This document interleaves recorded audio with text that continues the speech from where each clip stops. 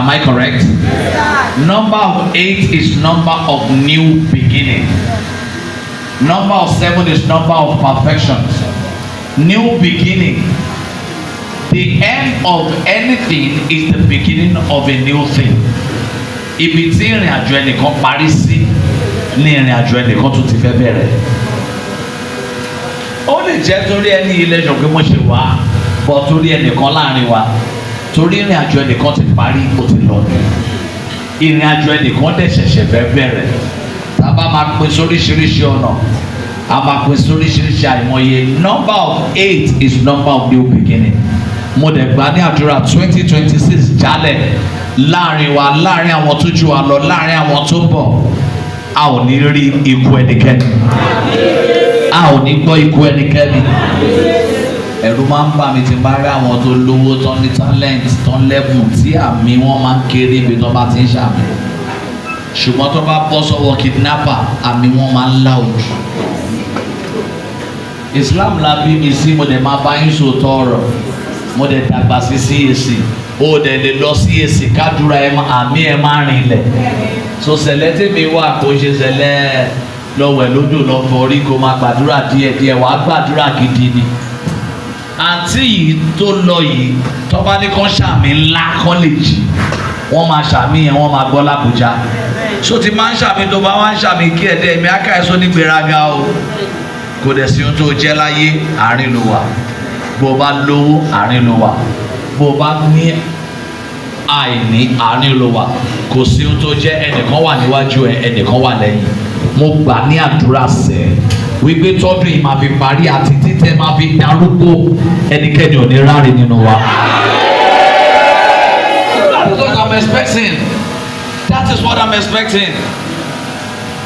Àwọn tí n bá ṣiṣẹ́ Olúwa, iṣẹ́ tẹ̀ ń ṣe ni màá máa ṣe.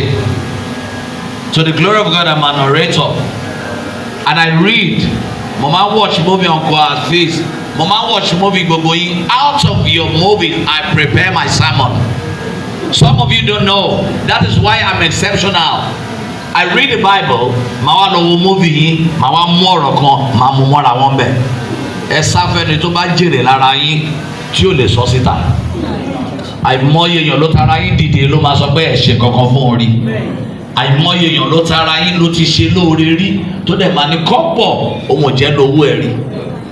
Lára àwọn tẹ̀yìn act lèmi ń kọ́lẹ̀ ni mo mú mọ́ Bible, torí gbogbo story tó wà ní Bible yẹn story àwọn kan ni. Story ẹ̀yìn kan làwa wá ń wù, kò dẹ̀ sẹ́ni tó wà tí ò ní story, kò dẹ̀ sí bó ṣe ní story náà tó ní padà ní glory, kò dẹ̀ sí bí glory yẹn náà ò ṣe ní padà end sí story. I pray for someone here, as you have honored this woman for the rest of your life, you will never know shame. You will never know shame. You will never know shame. You will never know shame.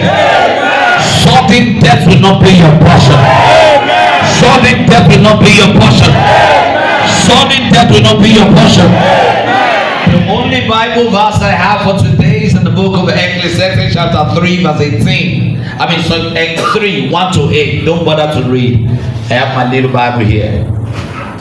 To everything there is a season, and a time to every purpose under the heaven. A time to be born, a time to die, a time to plant, a time to pluck up which is planted, a time to kill, a time to heal, a time to break down, and a time to build up, a time to weep, and a time to laugh, a time to mourn, and a time to dance, a time to cast away stones, and a time to gather stones together, a time to embrace, and a time to refrain from embracing, a time to get, and a time to lose, a time to keep, and a time to cast away, a time to sing, reign, and a time to sow, a time to keep silence, and a time to speak, a time to love, and a time to hate. Wow. A time of war and a time of peace. That means in everything we do, we have time and season. Gbogbo nǹkan ló ní ìgbà tiẹ̀, ló ní àkókò tiẹ̀. ìgbà ẹkún, ìgbà ẹ̀rín, ìgbà ìkórìíra, ìgbà ìfẹ́ràn, ìgbà kó wà lọ́wọ́ èèyàn, ìgbà kó má sówó, ìgbà àlàáfíà, ìgbà àìsàn, ìgbà ebi, ìgbà oúnjẹ, ìgbà ọ̀pọ̀, ìgbà ọ̀wọ́n, ìgbà ọ̀rẹ́, ìgbà ọ̀tá. Gbogbo nǹkan ló ní ìgbà. Ìyẹn ni mo ṣe máa advice àwọn èèyàn pé tó bá ní ìgbà, lo ìgbà ẹ̀ dáadáa. Ọjọ́ tí mo pàdé ẹni tán kúnlẹ̀ kí mi ibi oúnjẹ láti pàdé, mo lọ ra oúnjẹ fọ́mọ. Àwọn náà dẹ̀ kí mi adẹ̀ ọ̀gá ara wa. Mi mọ̀ pé ọjọ́ tí máa rí wọn last year. Ìgbà kan nìyẹn. Are you paying attention now? Now, Bible tí mo wá kà yìí ó pín sọ́nà mẹ́ta. Number 1, peace and trust. When you understand this, wait for God's timing. It's all part of His plan. Ọ̀pọ̀lọpọ̀ kan kúkú sára ń sìn torí a lè dúró ní ìgbà tiwa. Number 2, a lè farada ìgbà tígbà yẹn dé. Ojoojúmọ́ kọ́ ló máa rẹ́rìn. Ojoojúmọ́ kọ́ ló máa sunkún. No permanent champion. That's why when you are a champion, maintain your stardom and let it be the time of impact. Àwọn kan ti ń ṣiṣẹ́ ìkẹyìn tó ṣe.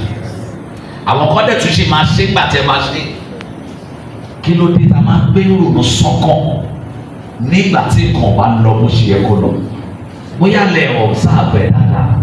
Àwọn kan wà wọ́n lórí ọkọ, àwọn kan wà wọ́n lórí aya, àwọn kan wà wọ́n lórí ọkọ, wọ́n lórí aya, wọ́n lórí ògo. Èyí tó bá níbẹ̀ tó bá wọ́ọ̀kì fún ẹni kò dì. Má torí kó lọ́kọ kó para ẹ̀. Tó bá para ẹ̀ aláyé ṣayá yìí lọ. Tó bá ti torí kóbìnrin kan break heart ẹ̀ tí wọ́n náà break down, ó bá yẹ ṣòfò nìyẹn. Kàkà kó break down, ó yẹ kó break down sí. Torí tẹ́nìkan bá kó láyé ẹ̀, Corolla ló lọ, Rolls Royce ń bọ̀, kò sẹ́ni tó máa wà life ẹ̀ permanently. Ìgbà tó broke ló tún dẹ̀ ronú. Ìgbà tó wà náwó ẹ̀ èèyàn mélòó ló sọ. Ibi tọrọ lè sí nìyẹn o.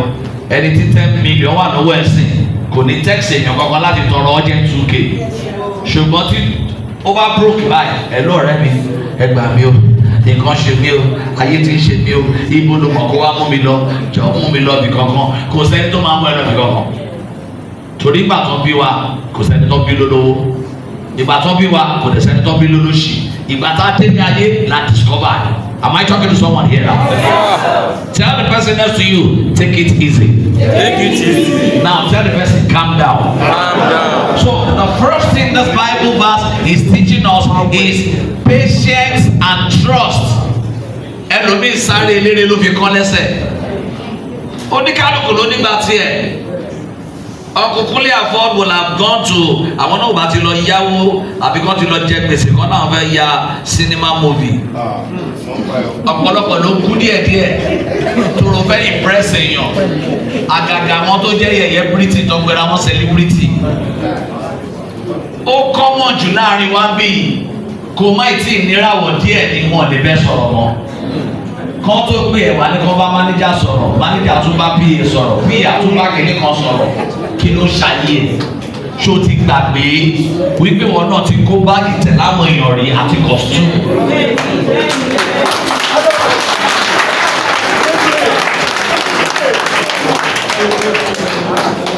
Patience and trust. Àìmọye èèyàn ni mo bá nídìí iṣẹ́ yìí. Gbogbo ohun tó ní kò jọ mí lójú.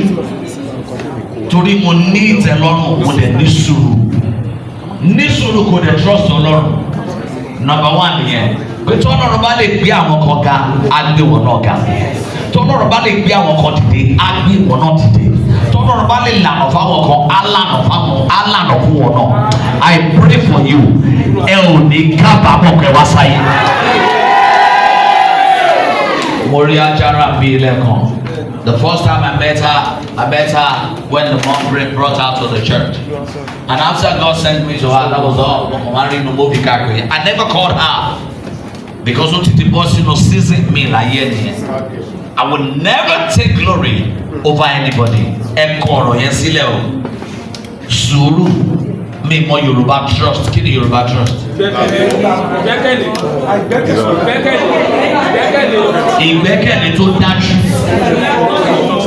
Trust wípé èmi náà mọ̀ pé mo máa ṣoríire, èmi náà mọ̀ pé Ọlọ́run ò ní pa mí tì, èmi náà mọ̀ pé mo máa rí ọ̀nà àbáyọ, èmi náà mọ̀ pé mo máa jẹ́yàn láyé, èmi náà mọ̀ pé ọ̀nà mi máa là, èmi náà mọ̀ wípé mo máa di ńlá. Have patience. Toro fẹ́ lókìkí, o ti wẹ ọṣẹ orí ẹ ti funfun.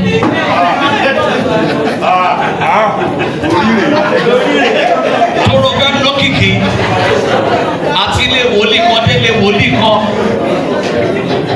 Toro fẹ́ lókìkí àgàgà àwọn obìnrin. Àwọn obìnrin tó yá móbì, gbogbo ọkùnrin ayé ló ti fẹ́ bẹ láṣepọ̀ tán. Toro fẹ́ kọ́ sponsor móbì ẹ̀. Toro kò fẹ́ jẹ o fẹ́ ra Bone Street, o fẹ́ ra Bone Street ayé ẹ ti bend, o fix ayé ẹ, o fix eyelashes. Torí kò o fẹ́ jẹ star, gbogbo cream ayé yìí ló ti mọ̀ ẹ́ mọ́ ẹ. Just because you needed to produce a movie tẹ́lómi ṣe máa yà tó máa ju tó ti yà lọ. Ayé ìgbà tó ya fíìmù àjẹnìyà wọn ibo náà wà. Ológun Adédìgbà, kòtò ọ̀run, kòtò ayé, ṣọ́mọ̀ káwọn mi ṣe bọ́lẹ̀ yìí. Patience and trust, because there is time for everything. Èmi ò ní Range Rover o, mi ì dẹ̀ ní G-Wagon. Mi ò ní Range Rover torí mo fẹ́ cross over kí n lè take over. But I want to tell you, if I want to get that Range Rover, I can buy it, I can get it under 21 days. Yes. Because that's not my priority. Ọ̀pọ̀lọpọ̀ tó kú síwájú ayé ara ẹ̀, àìní sùúrù, àìní ìgbàgbọ́ àti ìrètí nínú Ọlọ́run ni. Wọ́n pè é kó wáyà sí nìkan, ó ti lá epo oríṣi mẹ́ta.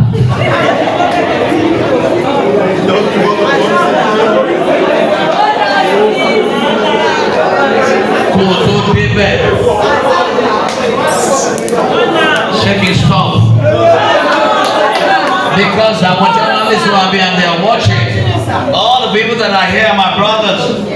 I'm not a politician, I'm a leader, I'm a shepherd. And I want to tell the world, those gbogbo àwọn tó jẹ́ àwọn aláṣọ ara tó fẹ́ nu jásẹ̀lẹ̀ bọ́ pátá wọn fẹ́ dìde tí wọ́n náà ti ń bá wọn báyìí. And I'm going to let you know this. Tó bá mọ sẹ̀lẹ̀ máa sọ fún ẹ, sẹ̀lẹ̀ ò kì í ṣèjọ aláwo, kò kì í ṣèjọ oníṣègùn. Tó bá ti rẹ́ni tó ń sàtẹ̀jẹ́ fún ẹ ní sẹ̀lẹ̀, wọ́ọ̀ṣì ẹ̀, ayé ẹ̀ mọ́, kò ní láárí, kò dẹ̀ ní sọ̀rọ̀ mi táwọn tó nítumọ̀ sọ̀rọ̀, torí mi tẹ́yìn tẹ́ nítumọ̀ sọ̀rọ̀ yìí ni mo ti sọ̀rọ̀. I don't worship money, mo ní tẹ́lọ́rùn, oúnjẹ méjì tí mo like mi ní sọ fún ẹ, jẹ́ kí n sọ méjì ń bẹ̀, mi ní sọ márùn tó kù. Gàrí ni máa ń sábà mu àti àgbọn, èkejì iṣu àti epo. Ṣẹ́rí márùn tó kù mi ò ní sọ. Gbogbo ohun tí ó bá múnú ẹdùn má jẹ́ káyé mọ̀. Gbogbo ohun tó bá jẹ́ kí ẹṣin ẹ ṣọ́ra má fi hàn ọ̀rẹ́ ẹ torí wá fún ẹṣin ẹ ní poison. Gbogbo ohun tó bá múnú ẹdùn má sọ fún èèyàn. Kí ni mo pè the first one? Patience and trust. Wọ́n ní kó wá ya sí nìkan. Ó dẹ̀ ti cram ọ̀fọ̀ bíi méje. Pé gbogbo ẹni tó bá ti pàdé ẹ tó bá ti wo fíìmù yẹn báyìí kọ́ máa kó ní wìrìwìrì. Wọ́n ṣe kó wìrìwìrì yẹn náà lówó yẹn ṣe máa lọ wìrìwìrì. Patience and trust. Torí kó o gbọ́ pé èèyàn kan lówó bóyá ó lè ní bóyá rọ́bà ni ó ti lọ bá ọ lọ ní story. Kó wá sponsor ẹ̀. Wọ́n wá sanwó kidnapping àkáǹtì ẹ̀, wàhálà wá dé, wàá wá pé Jésù, wàá gbà lọ bí kò dáhùn. Because you were too anxious. Philippians 4:6 says, "Be anxious for nothing, but with prayers and supplications, make your request known unto God." Kò ṣe gbogbo ẹ tó lórí òkè ló wà òkè, kò ṣe ẹ tó lọ sí UK ló wà òkè, kò ṣe gbogbo ẹ tó lọ sí Canada lórí ìkọ̀dà, kò ṣe gbogbo ẹ tó lọ sí America lórí ìkọ̀kà, kò sẹ́ni tó rí, kò ṣe gbogbo ẹ tó lọ sí Italy láyé Italy, kò sẹ́ni tó lọ sí, kò ṣe gbogbo ẹ tó lọ Germany lórí ìkọ̀jà. Patience and trust. Ẹnìkan ṣíwájú ẹ wọlé ọkọ o wá ti torí ẹ lọ o lọ ti torí ẹ lọ tirẹ̀ mọ́kùnrin kan lọ́rùn ẹnìyẹn wá bẹ̀rẹ̀ sí ní mess ẹ up instead of kó love pẹ̀lú brain ẹ kó lọ love pẹ̀lú heart ẹ tọ́ba ti break heart ẹ wọ́n ti break life ẹ love with your brain and don't love with your heart.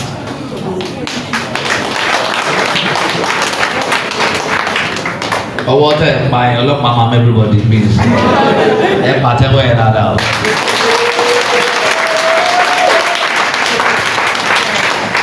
Patience and trust. Wait for God's timing. Mo lébi kan jọ kan pásítọ̀ kan débẹ̀ lọ́n kó mọ́tò bíi méje lọ́n kó tẹ̀lé ra wọn. Ẹnìkan ní délé ṣiṣẹ́ ìkan náà kan lájọ mi ní kí ni tèmi àdìtú. Kò bá gbé mọ́tò bẹ́ẹ̀ jọ náà. Ìjọ tó bá máa gbé dé mọ́ṣúárì ẹ̀yọ kan lọ́ máa gbé dé o.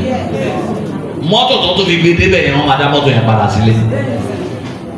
A lọ ṣòkó ń bí kan, wọ́n gbàgbé ṣọ́fẹ̀. Wọ́n dẹ̀ páàkì wọ́n ní a ti gbàgbé ṣọ́fẹ̀ wọ́n lọ mú ṣọ́fẹ̀ wọ́n fòkú lẹ̀ sọ. Iṣẹ́ tẹ̀ ń ṣe yìí ọ̀pọ̀lọpọ̀ tẹ́mi ẹ̀ gùn bẹ́ẹ̀ àwọn tó trust Ọlọ́run tó dẹ̀ ní patient bí àwọn tí mo sọ àwọn méjì náà wọn mo mọ bàbá Ọ̀yọ́ náà gbogbo babaláwo ayé ìlú ti mọ̀ ẹ́ o sin orí débi pé wọ́n sin ẹgbẹ́rẹ́bí ọmọ o faint ó yẹ kó ti ya mú mi bí ànọ́sọ àsìnìgà báàgì ẹlòmíì tó bá jábọ́ sí tó máa bọ́ ń bẹ̀ wá báyìí mo lè padà bọ̀ lórí ọ̀rọ̀ yẹn oògùn kan ló pọn ní talent. Look at the word creativity. That is what life is all about. Ìgbà tó lọ́hùn dá ayé mi ò mọ tó fún yín ní kóòtù yìí o, but it's very deep.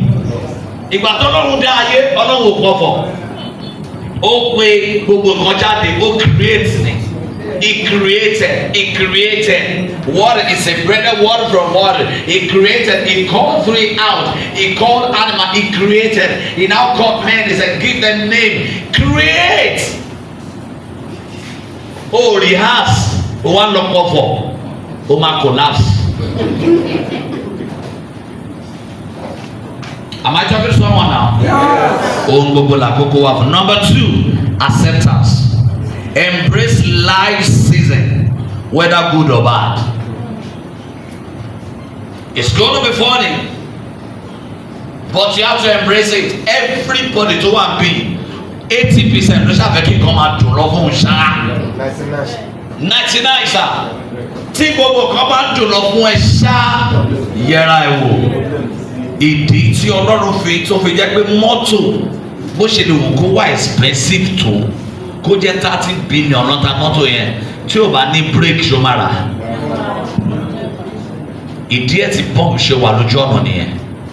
Tí mọ́tò bá sáré di level kan, a slow down, a tún move. Am I talking to someone here now? Tó bá tún débi kan, a tún yá, a tún slow down, a tún move. Tó bá débi tí eré ti pọ̀ jù, wà á tẹ brake. Tí gbogbo ẹ̀ bá ti ń dùn lọ ṣáá, béèrè lọ́wọ́ Ọlọ́run ṣé wọ́n Ọlọ́run ló wà bẹ́ẹ̀. Mi ò ní dárúkọ ẹnì kankan, but ẹ mọ àwọn èèyàn tí náà wọ́n jó gbùrùgbùrù nínú móvì yìí lọ́sùn. Àwọn kan ti kú, àwọn kan wà láyé, wọ́n dẹ̀ ti kú. Àwọn kan ṣe ń gbé bẹ̀ pé ẹ̀yin ọmọ yẹn ẹ̀dẹ̀jọ́ ẹ pè wá sí ní tẹ́ bá rí wá sí. Àwọn kan dẹ̀ rè ọ̀tẹ̀ ní ó jẹ́ káyé wọn dà. Ọ̀pẹ ẹ̀ wá jẹun, ó gba ẹ̀yìn ẹni tó gbẹ ẹ̀ wá jẹun lọ sọ́dọ̀ pòdúsà. Ó bá tiẹ̀ jẹ́, ó wá fẹ́ kí tiẹ̀ dà. Ta ló fẹ́ jáyàn wọ́ láti fi dìde tó máa padà dìde? Mo ti ń sọ̀rọ̀ ju àbí. Wọ́n gba ẹ̀ síṣẹ́ tá ìgbà ẹ̀ síṣẹ́ kò bẹ̀rẹ̀ sí ní jẹ ọ̀gá ẹ̀ lẹ́sẹ̀. Ṣé wọ́n ti gbàgbé wípé abanijẹ́ kì í tẹ́gbẹ́? Ọgbà ẹ̀ o fẹ́ gbà wọn ọmọ lọ́mọ síṣẹ́ o fẹ́ tírèèni wọn. O ní àfìgbà tó bá bá wọn láṣepọ̀ kó tó fi wọ́n sínú sin. Ṣé o mọ̀ pé ìjọ kan ń bọ̀ tí wọn náà ní sí nínú sin? Gbogbo tó gbádùn láàárọ̀ alẹ́ á padà béèrè lọ́wọ́ ẹ̀. There is time and season for everything. Because you are not disciplined enough, you took advantage of that lady. Ẹkún ló bá wá sọ́dọ̀ ẹ o tún fẹ́ kún kún. Torí kọ́mọ yẹn lè hàn ó gbára ẹ lẹ̀ fún ẹ. ṣó mọ̀ bóyá gbogbo àyàkọ́lé yàn dáyàdé ó take advantage ẹ̀. Tá a bá rí àwọn tó ṣe oríire nínú iṣẹ́ ìtàn padà ṣoríire mọ́ ẹ jẹ́ kán yẹra wọn lọ́wọ́ wò. Ìbàjẹ́ èèyàn tó ti ṣe fake life ẹlòmíà lọ rẹ́ǹtì ilé lẹ́kínú yín àánú òun ṣe mo pẹ́ mo mọ̀ wọ́n á mọ̀ pé wọ́n kọ́ ló ní ilé. Can I talk? There is time and season for everything. The first one is what? Patience and trust. Patience and trust. Calm down. Me before I hear some story. No where you go. I know they look person. Go back we go plane go ma wa lórí ilẹ̀ and concern them. Surely ti tèmi ó tèmi lọ́rùn. Èmi tọ́lọ́run dá léèyàn kúkúrú ó ti mọ̀ pé kúkúrú ló máa fit mi. Torí ó dá àwọn tó ga ó dẹ̀ pé àwọn Yorùbá dẹ̀ ní agùnmánìyè. Àwọn tó dẹ̀ kúrú kí ló pè wọ́n akúrú yẹjú. Put your hands together now. You know what? I don't want to be too serious because I don't want anybody to cry. Ẹkún tó bá wà ẹkún sùn, èyí ò jókòó dìde. The last one tí ọ̀rọ̀ yẹn kọ́ wa balance.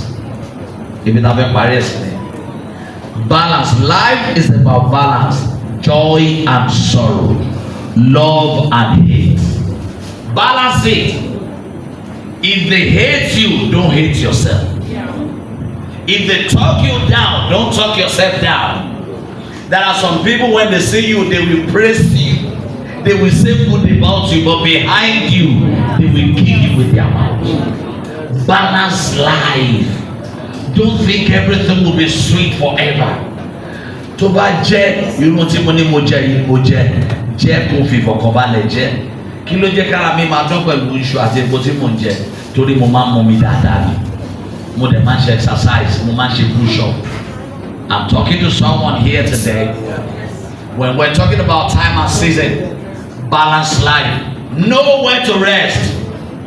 Know when to rest. Ìwọ nìkan ní location mẹ́wàá. Owó wọn wá fi fóònù lé kiri. Ṣé o ní fọkànbalẹ̀? Ìwọ nìkan. You started to say, can I talk? Balance your life. Iṣẹ́ kan wà tó lè sọ̀yàn lọ́lọ́lá láyé ju kó wà lọ́nà mẹ́wàá lọ. Tó bá wà lọ́nà márùn-ún ayé àrùn. Tó bá try lọ́nà kó wà lọ́nà mẹ́ta ayé àtà. Tó bá try kó wà lọ́nà méjì at the same time o ti gbé ànàmọ́ ẹ̀sìn méjì. Balance life.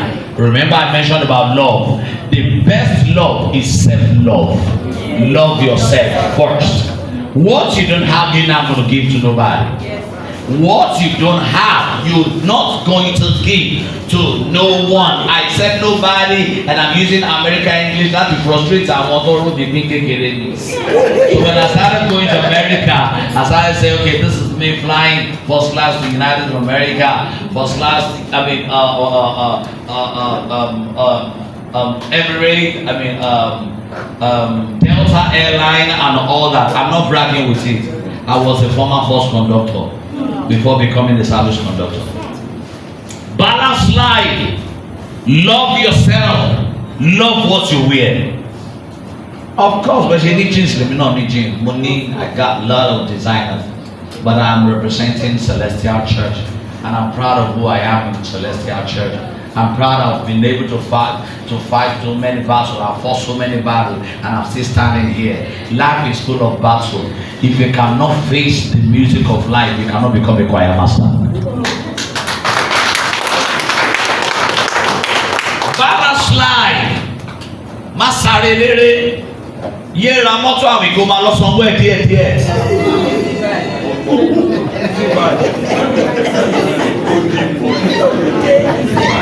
Olora G-Wagon 2004. Owó upgrade ẹ̀ sí 2024. Ta ló ń tàn? Abájọ tó jẹ́ pé gbogbo móbì tó ń pè é sí ló fẹ́ yọjú sí. Tóró jẹ gbèsè owó mọ́tò tó fẹ́ san. Ṣé dandan ni kò gbé Lẹ́kì? alágbàdo lè ní gbé alágbàdo lẹ́gbẹ̀ẹ́ alákòókò awúráwo. But from láti alágbàdo yẹn sà ọkọ ẹ̀mọ́lé mi yẹn náà láti bẹ̀ lọ́dún wá ti gbé mi dé GRA Magodo mo ń gbé olódò dẹ̀ kí n gbé Magodo mi ò dẹ̀ ń ṣe tẹ́nàtì bẹ̀ ìgbà tó tó àsìkò ọ̀rọ̀ ló jẹ́rìí ara ẹ̀ ibi tí mo fẹ́ parí ẹ̀ sí rè mo rá àwọn ọ̀rẹ́ mi àwọn ẹgbẹ́ mi kan gbà ẹ̀mí olórẹ̀ o àwọn lè jẹ́ friend ọmọ mi ní ọ̀rẹ́ mi àti ìyàwó mi àtàwọn ọmọ mi ẹ̀mí olórẹ̀ o ọ̀rọ̀ tó bá fẹ́ kí ọ̀tá ẹgbọ́ má sọ fọ́ rẹ̀ torí nínú ọ̀rẹ́ lọ́ta wa. I remember then, like 5-6 years ago, people now said, Dele, start going to Alagbado. I mean, go to Magodo, kini kan. Alagbado, Alakoko, tí pé bá tó ìpè ibi tó bá wà wọ́n wá ìwà. Church wa ò ní signboard, bọ́ọ̀lù wọn on board. Ó ní mi ṣe tọrọ owó láti abroad. Torí mo lè jẹ́ kí n tó owó jọ kí n tó ra Ford.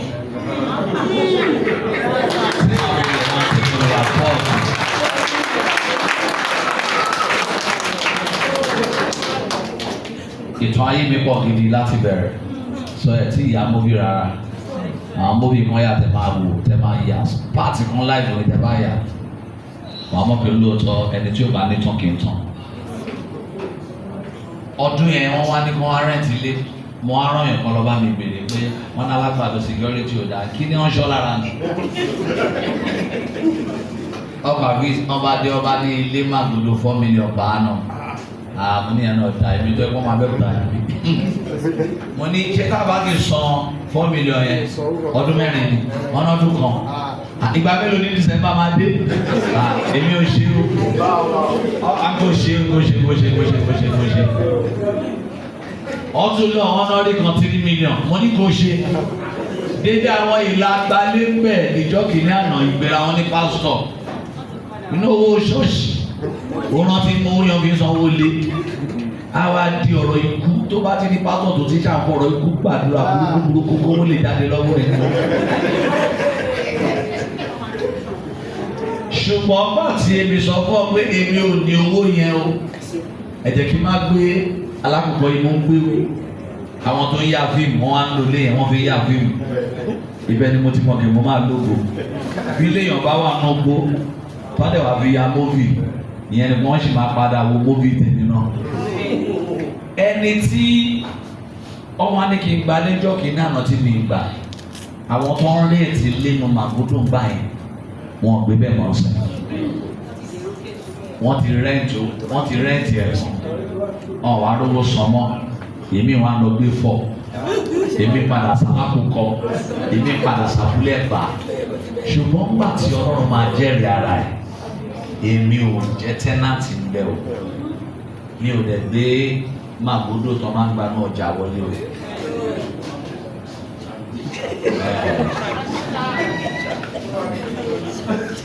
Am I talking to somebody here? Mo fẹ́ gbàdúrà ní ọ̀rọ̀ yẹn dẹ̀ máa ṣẹ. A lè rò pé wá ti torí obìnrin ṣé mo ti build faith ẹnìkan bí?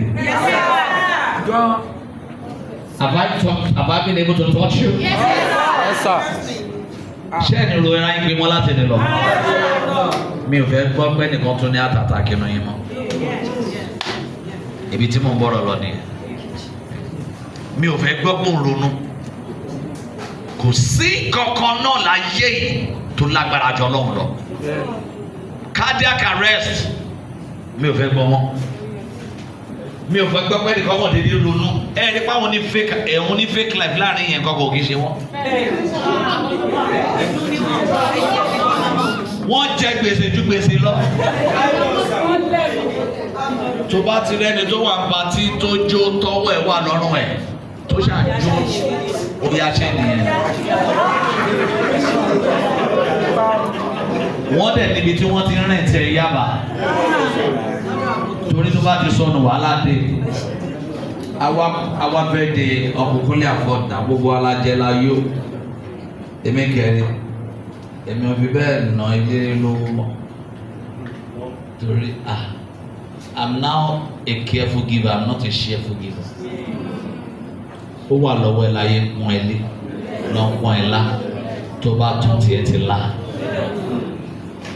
Balanced life. Life is about balance, joy and sorrow, love and hate.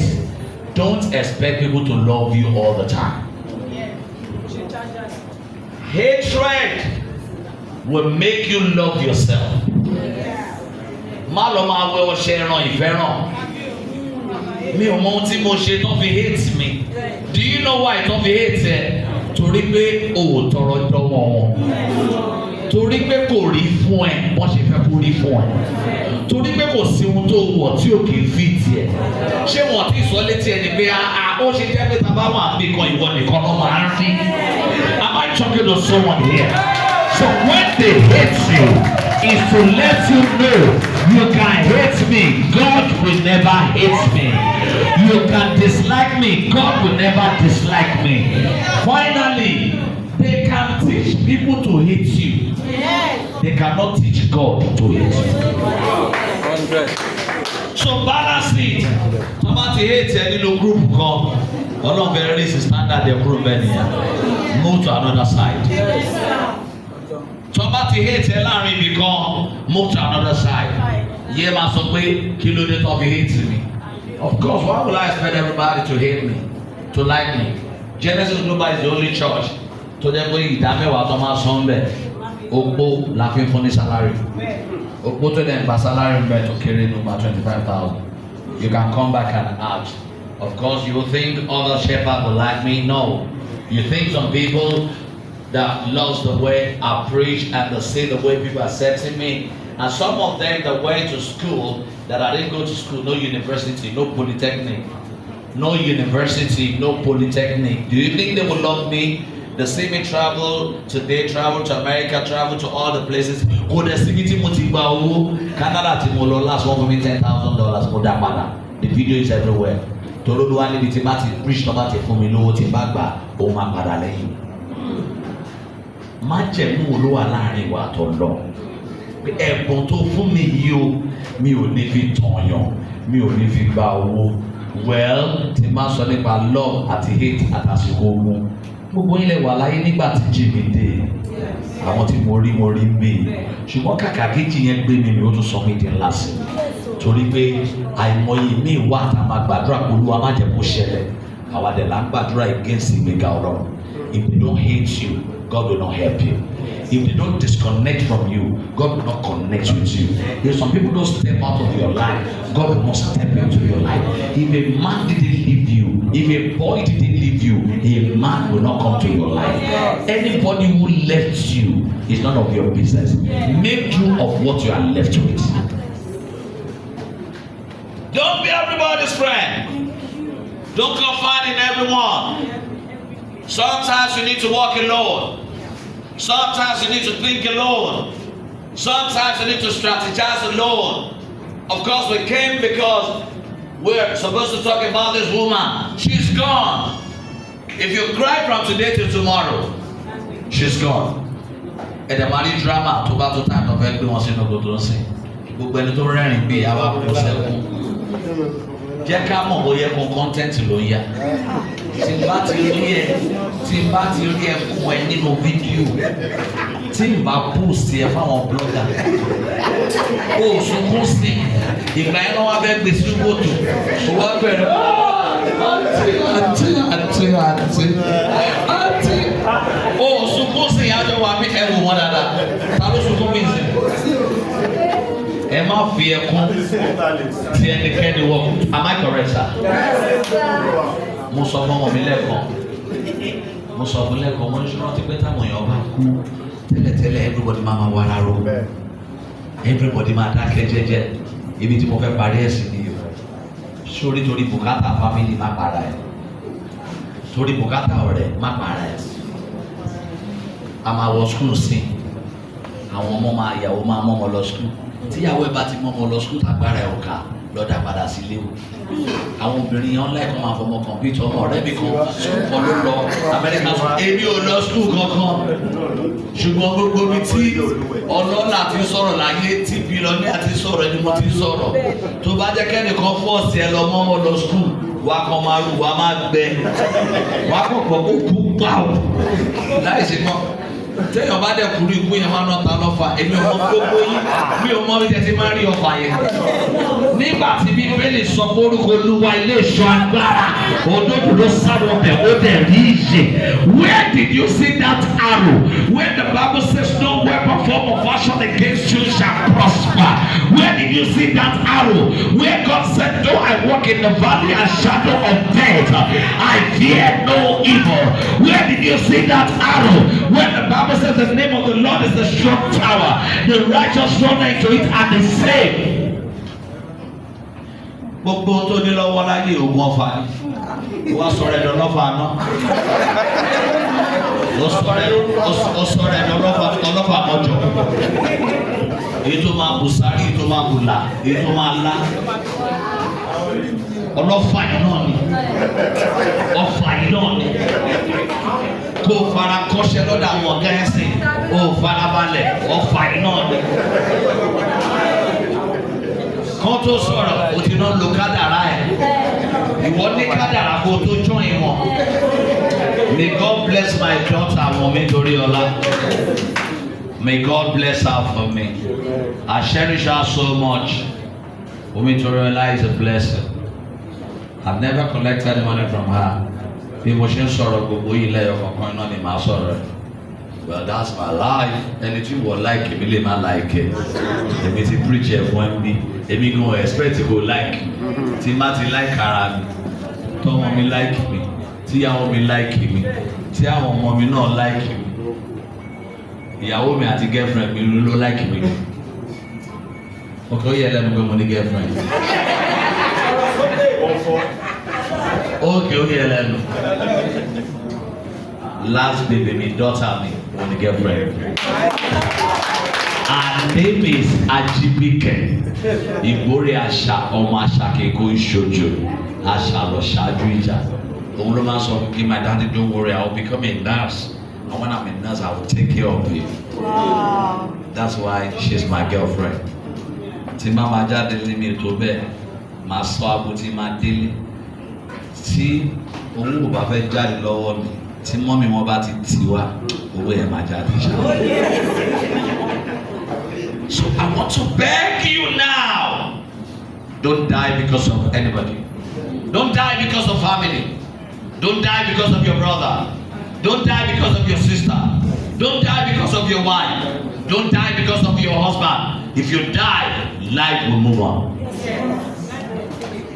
Life will continue. Just like the way life is going to continue as we're going to lay out to rest.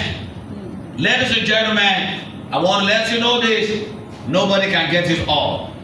She's out of Nigerian trouble. Àwọn sanwó náà mọ̀ ṣe wáyé. Wọ́n sanwó taxi. Wọ́n dẹ̀ tún mọ̀ ṣe taxi máa dé kò ní báyìí. Wọ́n sanwó taxi. Wọ́n sanwó lé. Kò sọ́kùnrin tó lè break out wọn mọ́. Above all, gbogbo gold tán ní, aṣọ tán ní, bàtà tán ní, ẹlòmíì ló máa padà kó. Ẹni tí ò wá ṣiṣẹ́ ló máa kó. Ènìyàn má ṣe rora rẹ ju bó o ṣe kọ́ lọ. Owó tó ní erùpẹ̀, ilé tó lọ olè rẹ̀. Ẹ̀yin olóṣèlú ẹ̀yin lẹ wà ń bẹ̀ sí ẹran tí báwọn kan ti wà ń bẹ̀ tó bá yá àwọn kan máa tún débẹ̀ kí wọ́n máa sọ nípa yín. Àtẹ̀yin pásítọ̀ mo mọ̀ oṣù yìí lóṣù tẹ máa ń béèrè first fruit kọ́ lọ kó first fruit wa. Ọ̀dẹ̀ ara tiẹ̀ náà wá kówó tó kọ́kọ́ pa níbẹ̀rẹ̀ ọdún wa lọ kó fún pásítọ̀. Owó tó yẹ kó kọ́kọ́ kó lọ fún ìyá ẹ̀ tó yẹ kó kọ́kọ́ kó lọ fún bàbá ẹ̀.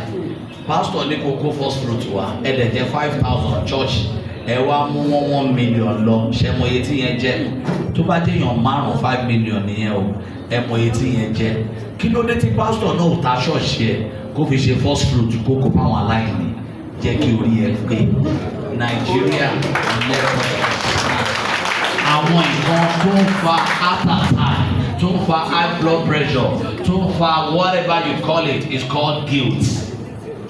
Tí n bá ti ṣẹ̀ ẹ́ tó bá ní mo ṣẹ̀ ẹ́ to your pocket ẹni tó bá ṣẹ̀ ẹ́ lọ bá a sọ fún of course àwọn pásítọ̀ ní like mi náà ètí mo sọ láàárọ̀ torí January làwà wàhálà dẹ̀ máa dá wàhálà lẹ̀ tó bá dẹ̀ bèrè first floor to church yẹn lọ ra èso ra mango ra ọ̀gẹ̀dẹ̀ ra potato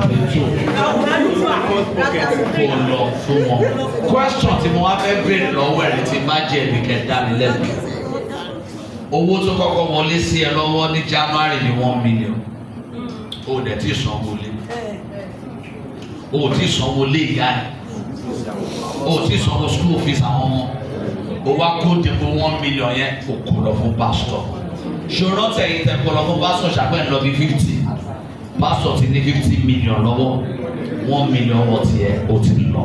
I wish I had more time to talk about common sense and why many of us are where we are. I'm not here to preach church. I'm not here to preach Christianity. I'm not here to preach Islam. I'm here to preach love. I'm here to preach creativity. I'm here to preach to let you walk in another dimension. The fourth dimension is a dimension of creativity, dimension of authenticity, dimension of clarity, dimension of supernatural increase, dimension of alignment, dimension of quality people. Write it on your phone. QPO. Quality people only. Yé máa bá wọn tó rojọ́ ẹlẹ́jọ́ ṣe. Tó bá bá wọn ṣe wọ́n rojọ́ tiẹ̀ náà padà. The final dimension is dimension of prayer and power. I wish I have more time to let you know that she has gone to rest. When you get to where you're going to lay her to rest, mark it. Ẹ sàmú fẹ́ fún yín ní assignment kan. Ẹ tó bá ti ké ẹjọ́ bá mi ti sún mi kiri yẹn. Ẹjọ́ kò tẹ́tì. Ẹ lè fi wọn kámẹ́rà wa lórí ẹ̀. Ìyẹn máa trend. I know some of you will cry for it. I'm only trying to make you laugh. I'm a very emotional person. I'm not saying you shouldn't cry, but be smart. Be smart. Imagine one sokun. She has done well. But I sort of for me, honor coordinate for Kini. Mama did everybody. Mama àlàáfíà everybody. La máa sọ nípa ẹ níjọ́ tó bá lọ. Mo mọ̀ jẹ́ kọ́rọ̀ mi pa yín lẹ́rìn. Mo mọ̀ jẹ́ kọ́rọ̀ mi fún yín ní time láti reflect. You can go back and watch all this video. Maybe you will learn from it. Má jẹ gbèsè kọjá yàrá ẹ̀. Má kọ́kọ́ lọ gba àjọ àbí lọ yá owó ní báńkì kó lọ sọ̀dá mẹ́wàá nínú ẹ̀. Ó lè fún yàn ní àtàtàkì. Nígbà tó lọ gba 10 million, o ti bẹ̀rẹ̀ business, o ti yá móbì ó lọ sọ̀dá mẹ́wàá nínú ẹ̀. There are so many things that we have to talk about. I love you and I want to hand you over to the name of the Lord, in the name of the Father, of the Son, of the Holy Ghost.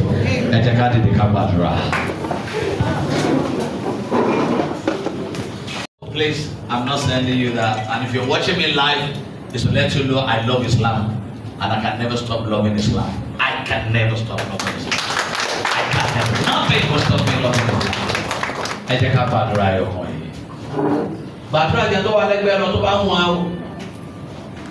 Ògo dé ẹ̀mí pin má jẹ́ kó jẹ́ tèmi. Àmín. Ó yá fún àdúrà.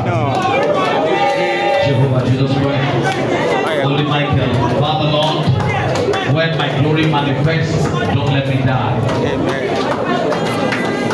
Mi ò máa gbóhùn yẹn. In Jesus' name we are praying.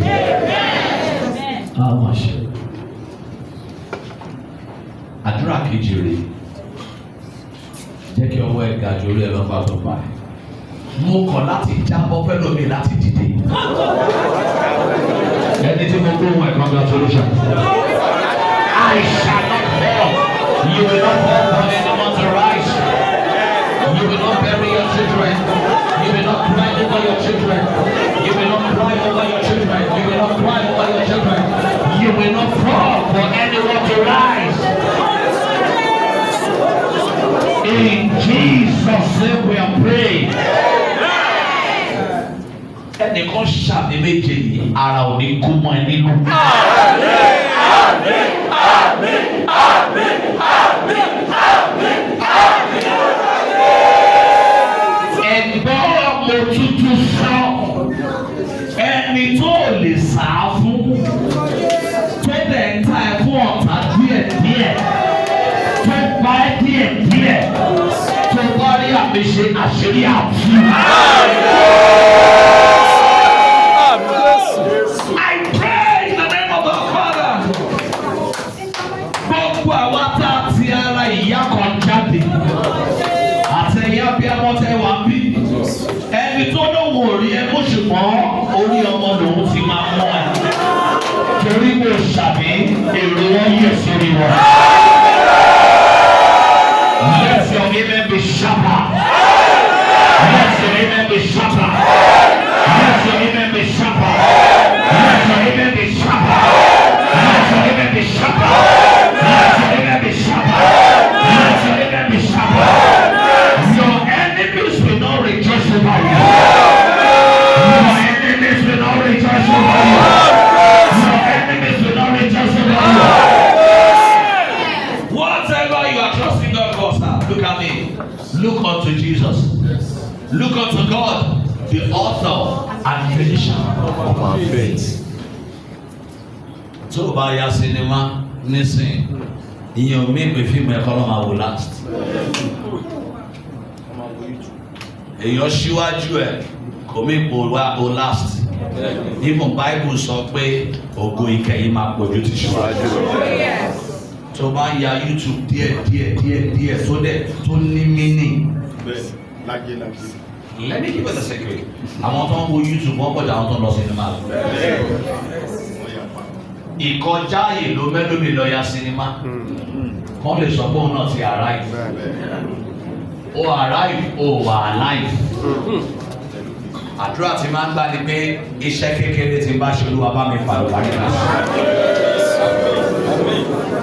Mo ní móbì yìí kan mi dẹ̀ ní sọ́tẹ́nì kan wò nínú YouTube tó súnmọ́ mi. Ó dẹ̀ ní ṣe olè bá mi get number mo dẹ̀ bá get number mi dẹ̀ ní dárúkọ ẹni náà. Òru ọjọ́ kan ní 30 million wà account ẹ̀ nìyẹn. Ìyàwó mi mẹ́rin tí mo sọ láàrin kò dẹ̀ popular. Don't struggle to be popular, be peculiar. Tọ́ bá pé ẹ̀sìn má yọjú sí. Tọ́ bá fi lọ ẹ má ṣe bẹ́ẹ̀ ní gbogbo. Mo fẹ́ gbàdúrà kan. I was born in the month of March. Kó tó tó oṣù kẹta. Gbèsè tí àyànmọ́ jẹ ìran rẹ̀. Gbogbo àwọn tá a wà nínú iṣẹ́ ìyọ̀pọ̀lọpọ̀ táyé rò pé kékeré ni wa. Gbèsè tí àyànmọ́ jẹ ìran rẹ̀. Lórúkọ Jésù àánú asọ́fọ̀. Àánú asọ́fọ̀ ẹ̀. Àṣẹ ìrọ̀rùn ni mo bá o. Bí èmi bá ṣe wòlé Ọlọ́run. Àtàwọn tó wà láàrin wa bí ní association yìí. Àtàwọn tí ò sí ní group yìí. Creative mind to create what is exceptional. Creative mind to create what is peculiar. Creative mind to create what will impact this generation. That will not make you run after government, but after government. With your loudest amen, receive in the name of Jesus. Receive in the name of Jesus. But if I just go here, I must have a negative news ball. Àwọn kan wà káàkiri ń sìn wọn tó ṣáà máa sọ ni pé mo gbọ́ pé olórin kan máa kú mo gbọ́ pátìsì kan máa kú tó bá ti gbọ́ ẹ tètè rè béèyàn ṣe ń rè ní Psalm 91 Psalm 24 Isaiah 61 fi yọ sínú omi.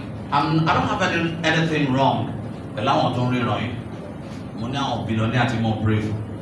Tí n bá rí nǹkan burúkú sí wọn ní kí n sọ fún wọn mo máa gbà wẹ̀ kó má ṣẹlẹ̀ torí tí n bá sọ fún wọn ibẹ̀ lọ́kàn wọn máa wà. I will never tell them I don't need to be popular or be famous. I'm sorry, I'm not against those who are saying it, but kò sẹ́ni tó máa gbọ́ ọjọ́ kú ẹ̀. Ẹ má fọlọ́run ṣeré o.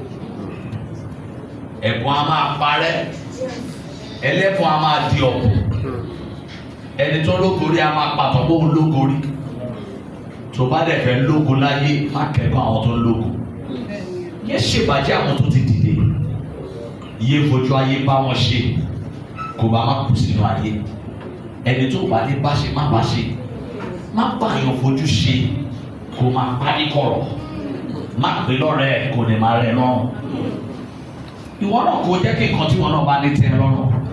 Torí ibi tí wọ́n wà tó ní kò tu ẹ, ẹnìkan gbàdúrà láti fẹ́ bíbẹ̀. Àìmọye ẹni tó ga ju Sárátà lọ, tó ga jù lọ tí wọ́n dẹ̀ lókìkí tó ní. Ọlọ́run kì í ṣe mistake o. If you are going to make it your movie, God does not make mistake. Ọlọ́run mọ̀ bí tó tó ẹ sí. Àìnítẹ́lọ́rùn ló jẹ́ kó máa dàbẹ́ ní pé kò tó ẹ. Ìwọ tó bá tó wà mọ̀ nísìnyí. Ta la fọ́jú láàrin wa ń bí? Ta ló wà lórí wheelchair láàrin wa ń bí? Ta ló mọ̀ ẹ ti kú láàárọ̀ bí? Wọ́n láàárọ̀ ìyàwó kan ti jí lọ sẹ́wọ̀n. Láàárọ̀ ìyàwó kan ti jí lọ mọ́ṣúárì. Láàárọ̀ yìí wọ́n ti gbé òkú ọmọlé àwọn kan lọ́wọ́. Láàárọ̀ yìí wọ́n ti sọ fẹ́ nìkan wípé ìnáṣẹ́ ìjòlè ẹ̀. Láàárọ̀ yìí ìjì ti bá àwọn kan. Contentment is a great game. Bó ṣe lè wò kó pẹ́ tó tọ́lọ́ bá máa fi ẹ̀wọ̀n á fi ẹ̀wọ̀n. Ohun tó fẹ́ ni ọ̀la tó máa bá ẹ̀ dọ̀jọ́ alẹ́. Ẹ tẹ ọwọ́ yìí.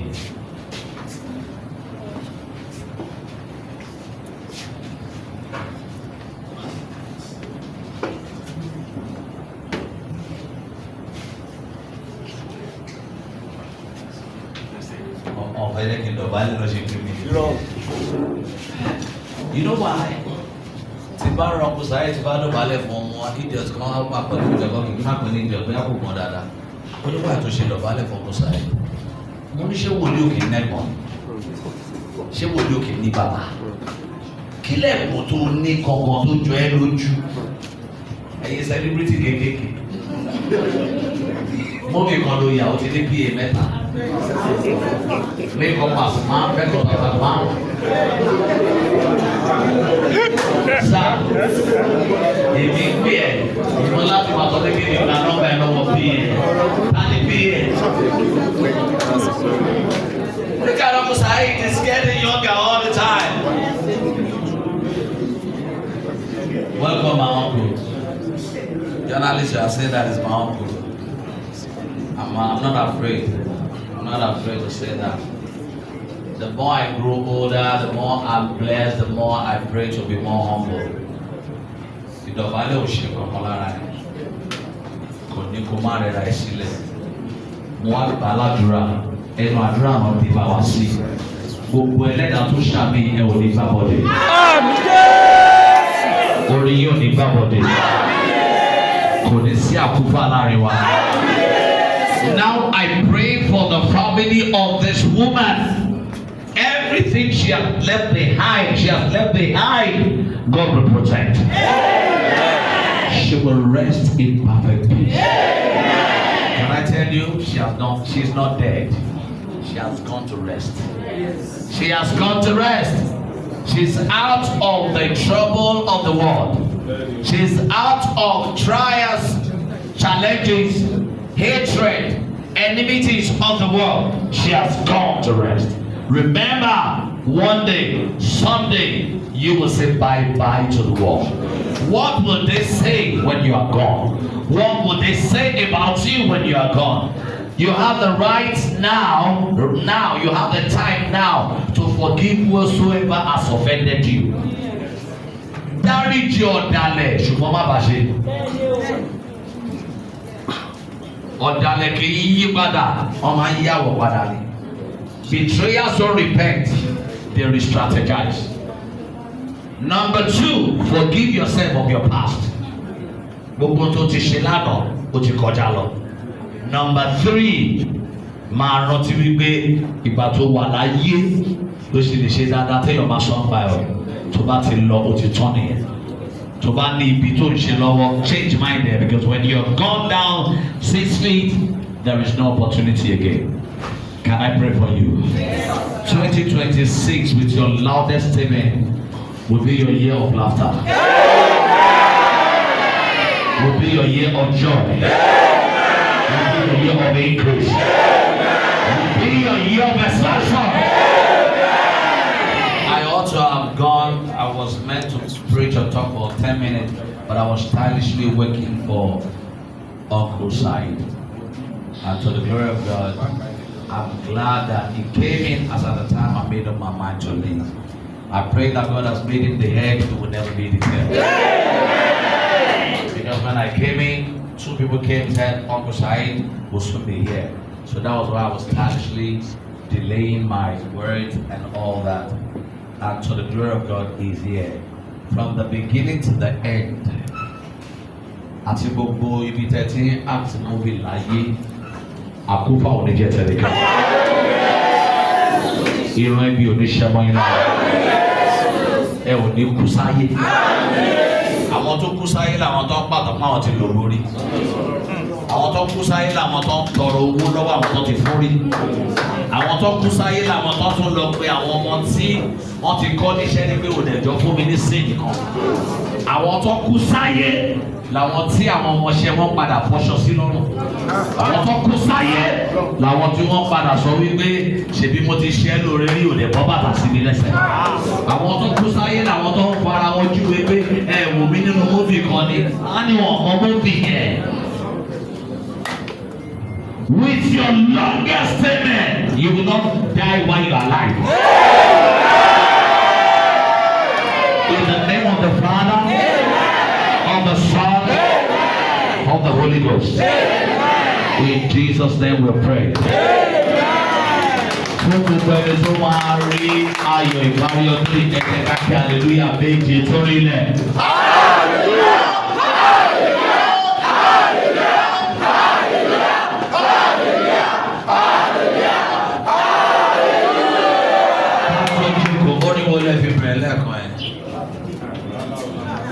Ẹ jẹ́ ká wá kọ ilé. Àfọ̀pẹ́ f'Ọlọ́run lọ́sàn-án àti lóru wa. Ẹni ṣòun yánu.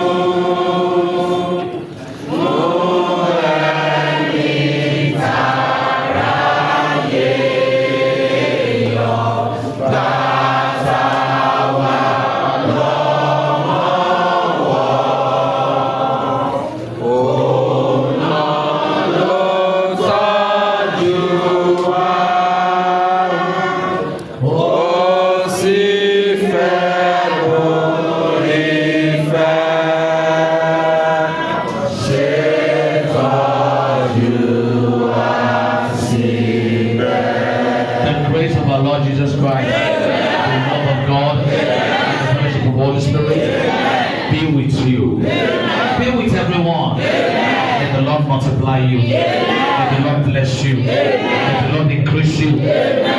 Your dreams will not die inside of you.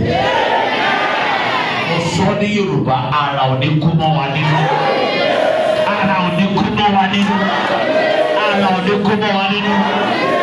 Gbogbo àwọn tó ti gan àná yín wípé ó ti tán láti 2026 yìí wọ́n máa fi ọlá yín tọrọ.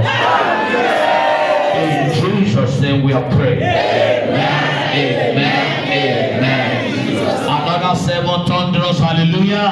Hallelujah. Hallelujah. Hallelujah.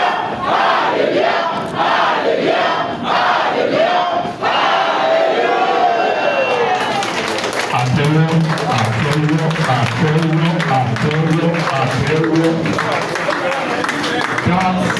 That's a wonderful sermon. That is a great one. Àtẹ́wọ́yọ̀ títọ́ àtẹ́wọ́yọ̀ kan sí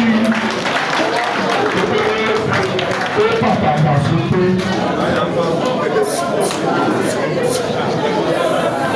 Wọ́n sàmàlélá ọlọ́run. Ẹ ti dé bí kámẹ́rà. Láti ẹ̀wọ̀n. Ẹ ti dé bí kámẹ́rà.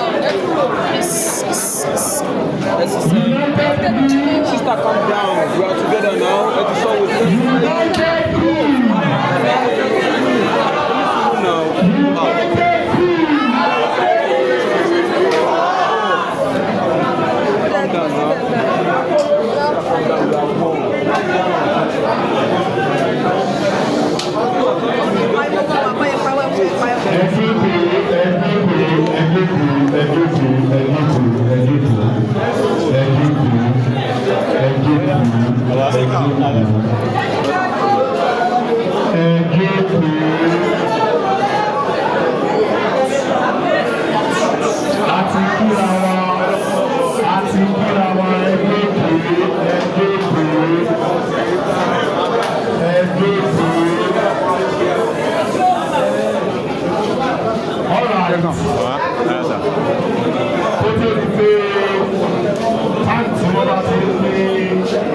YouTube